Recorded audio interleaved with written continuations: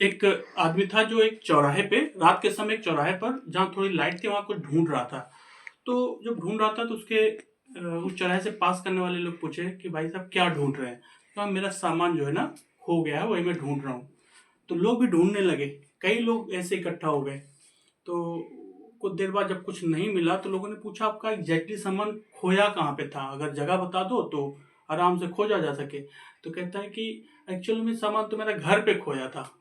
तो लोगों ने कहा फिर यहाँ क्यों ढूंढ रहे हो। तो कह रहा था कि वहाँ अंधेरा था, यहाँ लाइट थी, इसलिए यहाँ ढूंढ रहे हैं। तो यही लोग दुनिया में कर रहे हैं कि करना कुछ और है और कुछ कर कुछ और रहे हैं, बस वो अपने आप को बिजी किए हुए रख रहे हैं। इसका क्या मतलब हुआ कि आपको अगर करना यहाँ पे जो चीज आपने डिजाइन किया हुआ है या डिजाइन नहीं किया हुआ है तो कोई चीज सिलेक्ट किया हुआ है यहाँ पे करना चाहिए, लेकिन फ्लो में फ्लो में कहीं और कुछ भी कर रहे हैं, जो उनको करना चाहिए उसके अलावा कुछ भी कर रहे हैं। इसकी वजह से क्या हो जा रहा है, कोई इफेक्टिव चीज हो ही नहीं पा रही है। अगर साइंस की बात किया जाए तो जब आप एक डायरेक्शन में कहीं पे कोई काम करते हैं, एक डायरेक्शन में फोर्स लगाते हैं, पूरा अटेंशन लगाते हैं, अपना एनर्जी, टीम, टेक्नोलॉजी सब कुछ एक जगह लगा देते हैं, तो आप उस डायरेक्शन में इवॉल्व करना शुरू कर जाते हैं। लेकिन अगर आपने कई फोर्सेस लगा रखे हैं अपने ऊपर, बाहर से भी और अंदर से, तो आपके ऊपर कई फोर्सेस लग जाते हैं, तो नेट फोर्स हो जाता है जीरो।